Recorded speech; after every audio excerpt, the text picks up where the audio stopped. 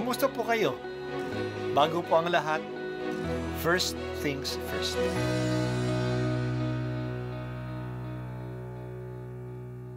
Good morning po.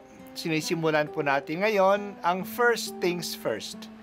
At dito po, tinatalakay natin sa unang bahagi ng umaga natin ay ang first readings na binabasa po sa banal na misa. Ito pong tinatalakay natin kasi madalas po marami na tayong alam tungkol sa gospel readings. Pero konti po ang nagsasalita sa first readings. Pero ang first readings, bahagi din po yan ng Biblia, ng banal na kasulatan.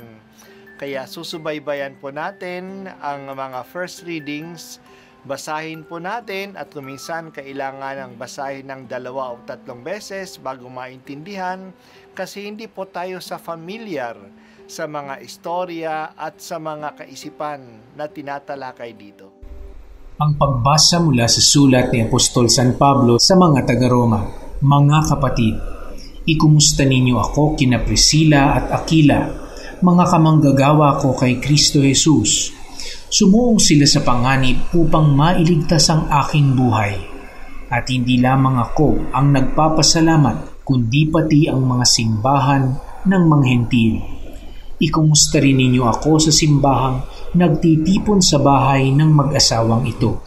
Ipaabot din ninyo ang aking pangungumusta sa kaibigan kong si Epeneto, ang unang sumampalataya kay Kristo doon sa Asya, at kay Maria na nagpakahirap para sa inyo. Ikumusta ninyo ako sa mga kababayan kong sina Adronico at Junia na nakasama ko sa bilangguan. Sila'y kilala ng mga apostol at naunang naging Kristiyano kaysa akin. Ikumusta ninyo ako kay Ampliato na aking minamahal sa Panginoon, kay Urbano na kamanggagawa natin kay Kristo, at sa kaibigan kong si Estaquis. Magbatian kayo bilang magkakapatid kay Kristo. Binabati kayo ng lahat ng mga simbahan ni Kristo. Akong si Tercio na sumulat ng liham na ito ay bumabati rin sa inyo sa pangalan ng Panginoon. Kinukumusta kayo ni Gayo na tinutuluyan ko.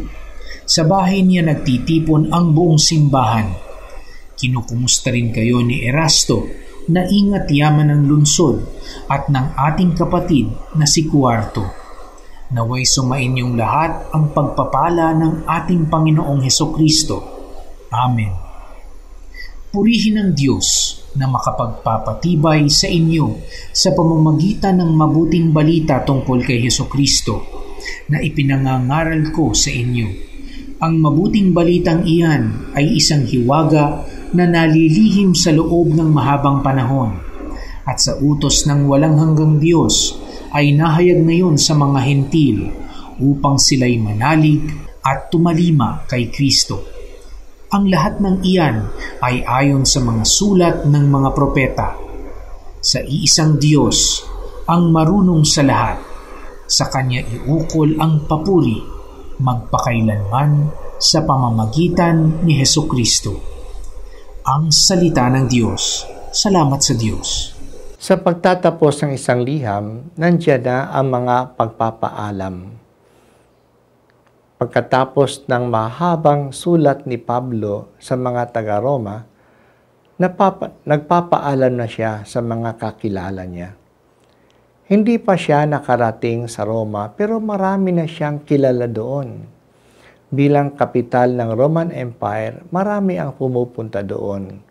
Tulad na ngayon, marami sa atin ay may mga kakilala sa Maynila kahit na hindi naman tayo nakitara roon o hindi pa tayo nakapunta doon.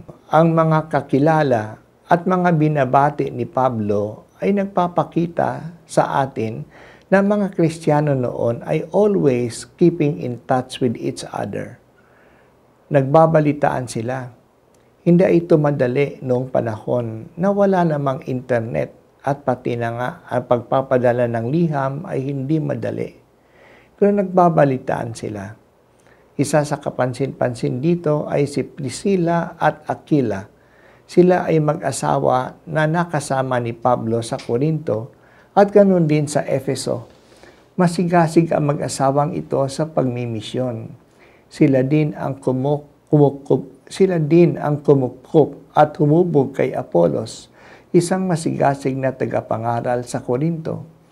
Galing siya sa Roma noon at pinatalsik sila ni Emperador Claudio kasi sila ay nakasama ni Pablo sa Korinto.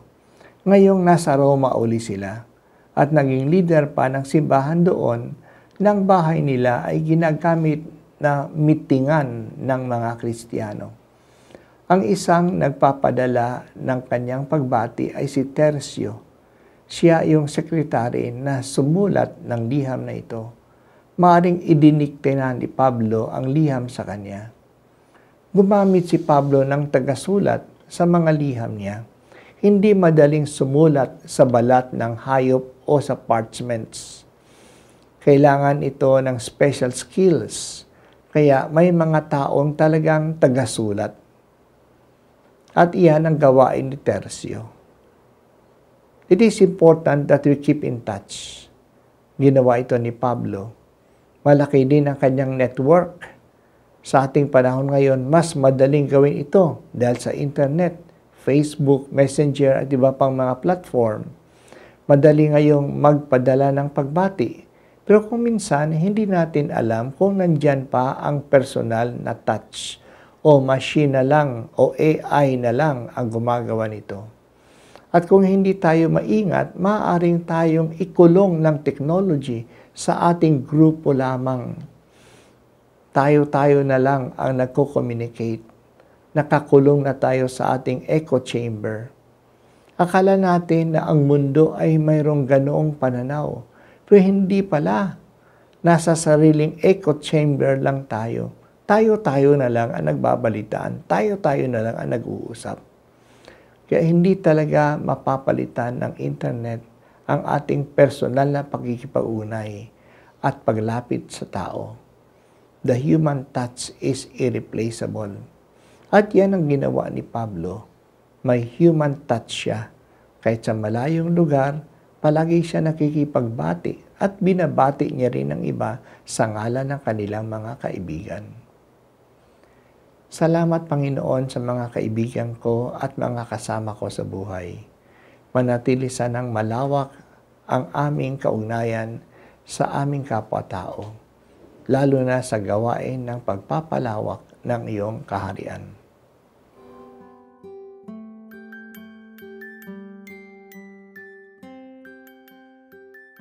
At ako po ay si Bishop Broderick Pabilio dito sa First Things First.